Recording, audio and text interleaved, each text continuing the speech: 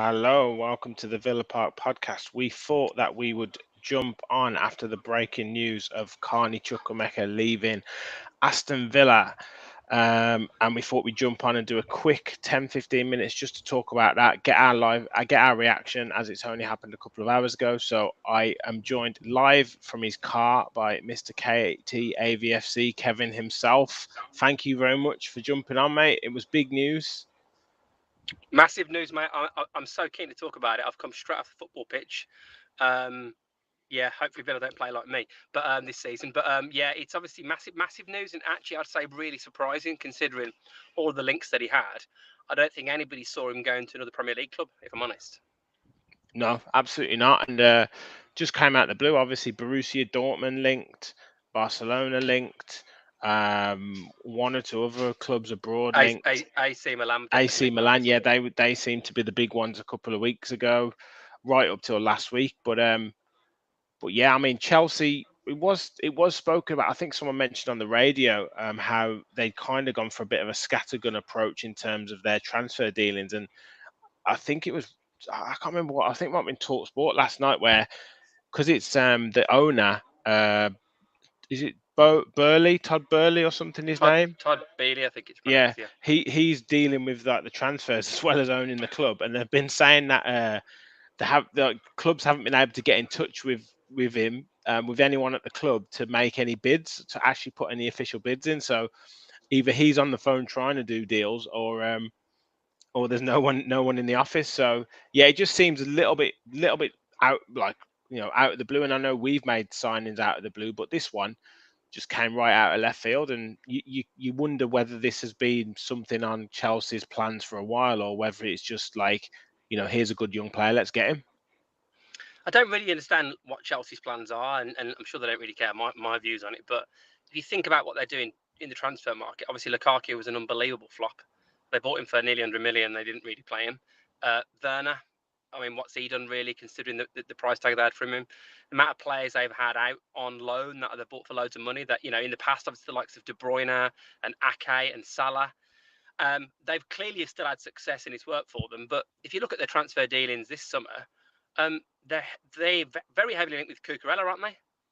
But yes, they've got Alonso still, and they've got Ben Chilwell. Ben Chilwell's probably going to be in the World Cup squad. I don't know why they need another left back. I mean, obviously that's their prerogative. And then they've gone for Carney when I can't see how they're going to be playing an 18-year-old the number of games that he wants. So clearly the move's motivated by other things, but it just seems like an odd signing in terms of Chelsea are normally all about people that are going to add value straight away. And normally when they've got someone decent that's young, I mean, maybe Carney's got an ambition to win like the Young Dutch Player of the Year award. Maybe that's his ambition, and if he gets to Chelsea, he's probably got a chance of getting it. Well, there was a tweet by Paddy Power, who were very quick on the mark. I love their marketing team, but mentioned that congratulations on Carney Chukwuemeka for winning Vitesse Arnhem's Player of the Season for the 2022-23 season. But yeah, maybe I could work for Paddy Power. That'd be a good little gig, wouldn't it? Yeah, it's a great tweet. But just a little bit on the deal, and then sort of get your thoughts on what it means for Villa, what it means for Chukwuemeka. Looks like it's a £15 million fee plus add-ons. It's a 6-year deal. It makes him the highest paid teenager in the Premier League, and it's valid until 2028. I don't know if there's any buy-on clause or sell-on clause for Villa in the deal. And he's having a medical tomorrow and should be announced tomorrow evening. So, yeah, I mean, 15 million or, potentially up to 20 million with, I would hope, some sort of sell-on fee afterwards. We've talked before about what the academy should be for Villa, and it should be, as well as bringing players through to the first team, it should also be a cash generator for the club. And we've sold Jack Grealish for 100 million, and then we're looking at potentially getting 20 million for Carney Chukwuemeka. That's what it's there for, isn't it? Absolutely, mate. Absolutely. We were talking obviously start of the summer, weren't we, about we're going to make a bit of money maybe on Davis. Is Archer possibly going to go to Preston maybe, and then obviously he had that flurry of goals for England, and since then obviously he's been scoring for us. We're thinking we might make some money on some of the players that are coming through.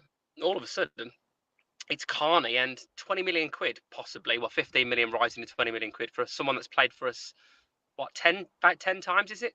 Who's got 1 assist, no goals in the Premier League. I think it's 1 assist. I think he assisted against in the Norwich game, didn't he? Yes, he did. Yeah, when he came on. Yeah. But I mean, you've got to be honest. It's great business. He would have left for maybe 300,000, wouldn't it have been next season if he'd left?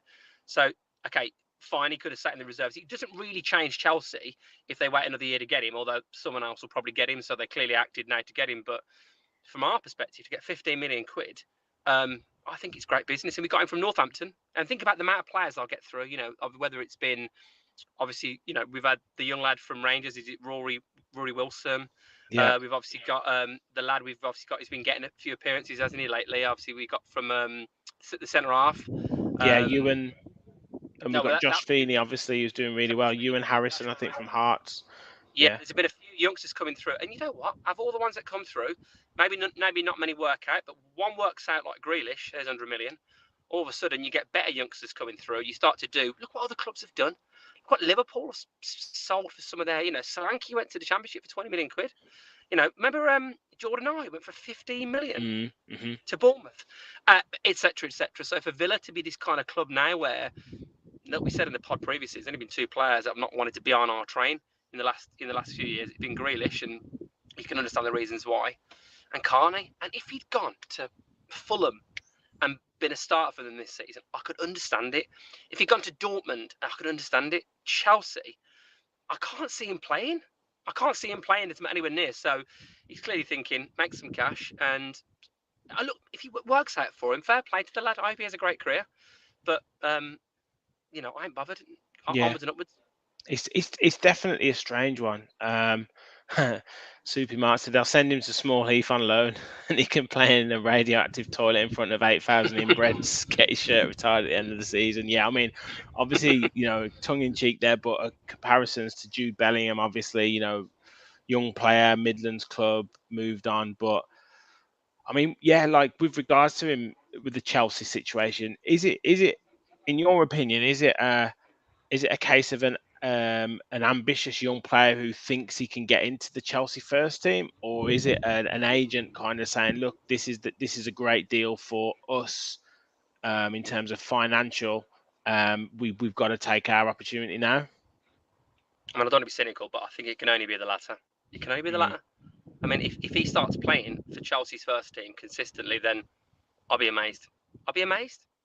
It can't be about football when he's seen a club like Chelsea consistently send their young talent out on loan. I mean, players like Ruben Loftus-Cheek have been trying to get a game in that team for years and never been consistently able to do it.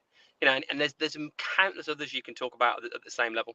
Whereas Aston Villa have proven with Grealish, with Ramsey, has shown a clear pathway. With this season, Irobenham looking like he's going to make some impact. Kessel Hayden's sticking around. Archer's sticking around. Feeney's been getting minutes.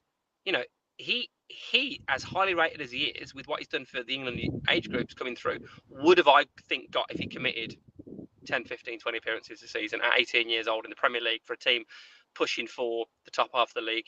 If it's about football, then surely that's the best option for you. So it can only be about money. And who can begrudge him that? It is a short career.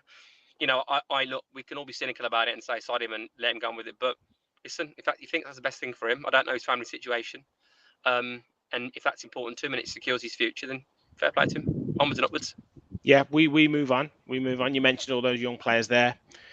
Some fantastic talents, and I think the emergence of Irobenham towards the end of last season, I think that kind of cemented Gerrard's mind in terms of potentially letting someone like Chukwuemeka go and not really pushing that contract through. So yeah, absolutely onwards and upwards. Aaron's commented there.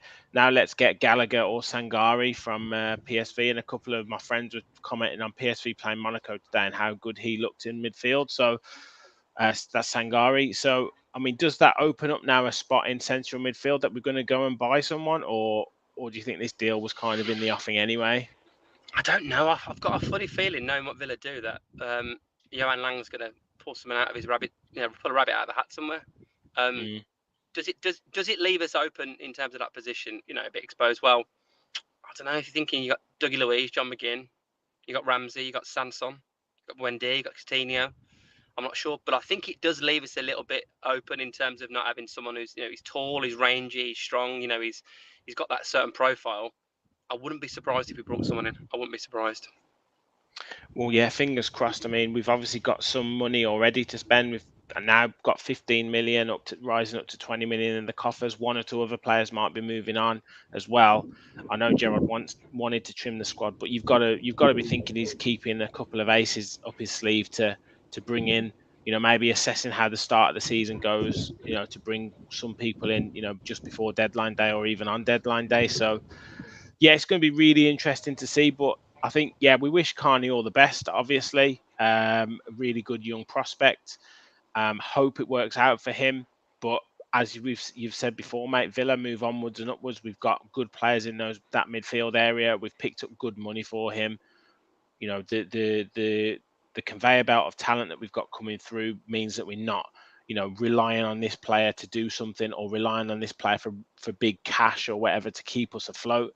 It's hopefully a benefit for all parties. Yeah, I think the reality is that what will be obviously with him, but we've got so much positive stuff going on for us that we can't even let it bother us at all. And it's a different kind of sale, isn't it, than Grealish? He's not moving on to a Champions League club where he's realistically, obviously he is, but you know what I mean. He's not realistically. Yeah, I'll get you. He's not going to start in the Champions League for them, or he's not going to win them the Champions League or something. Yeah. He probably will go out on loan somewhere. He might go out on loan to a Europa League club or something like that. But it's just going to be interesting to see how he gets on over the next couple of years. Really, really interested to see. Great people watching. This is just a quick video, so please thank you so much for supporting the channel while we're on.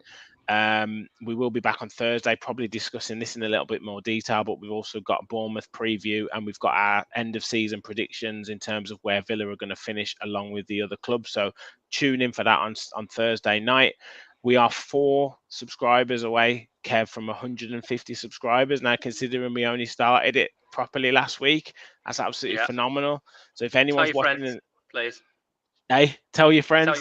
But if anyone is watching and isn't subscribed, please do click that subscribe button and please give a like to the video as well. Just before we go, though, obviously other news in terms of a youngster, Cameron Archer, Gerrard confirming that he's going to stay around with the first team squad and not go out on loan. What does that mean for the bags man himself? Well, I think it's fantastic news. I mean, it just goes to show all the things that you'd hope Carney would have liked to hear, which is if you prove you've got something, you'll get opportunities. And isn't it great to have a club where we're not going to stop the route of a young player coming through if they are showing that they're good enough? I think it's refreshing, and to have him now breathing down the neck of Watkins and Ings. I think you'll get opportunities. I mean, you can see him in a situation now coming off the bench with the 5 substitutes as well, which obviously is changing this season for the Premier League. It means that it gives people like him even more chance to impress. And hey, listen, look at all the times over the years, from a Wayne Rooney to a Michael Owen, to a Francis Jeffers, other careers to work out in different ways. That's a blast from the past. Yeah, but you think about those young strikers. Remember Richie Humphries? Remember him, Richie Humphries? Yeah. He won Premier League Player of the Month in the first month of the Premier League, and then spent 10 years at Hartlepool. But what an August that was for him! That was 4 goals or something. So, you get the opportunity. It's like anything in life, isn't it? You got to take the opportunity. Absolutely. And if he takes the opportunity when he comes on board, and I think if he gets the chance, I think he'll score goals. He might be a sneaky little fantasy league option now, I think. Mm-hmm. Well, definitely that 5 subs makes a massive difference. And, not our only, because Danny Ings is a natural finisher. But I think, Archer just comes alive in that box. Like we saw that goal against Brisbane, just one touch, killed it on the spin, finish. The goal against Chelsea last season in the Carabao Cup, just header, instinctive. There's so many things that he does that you just think he's got that he's got whatever it is, and I know I've mentioned it so many times before. So yeah, really exciting to see with Archer, and I think that gives him a massive confidence boost going into the season. And I wouldn't be surprised if we don't see him feature against Bournemouth. And we will keep this for Thursday, but some interesting articles in the newspaper about Bournemouth and interesting comments from Scott Parker. So we've got Craig, a Bournemouth fan, coming on Thursday, so it'll be great to get his perspective on what he thinks from Bournemouth this season. But I don't want to tempt fate, but it could be a game where we can really kickstart the season. But yeah, we'll leave that for Thursday, mate. We'll be back probably 9 p.m. So please tune in if you are watching today. Don't forget, please give us a like on the video. Please subscribe to the channel.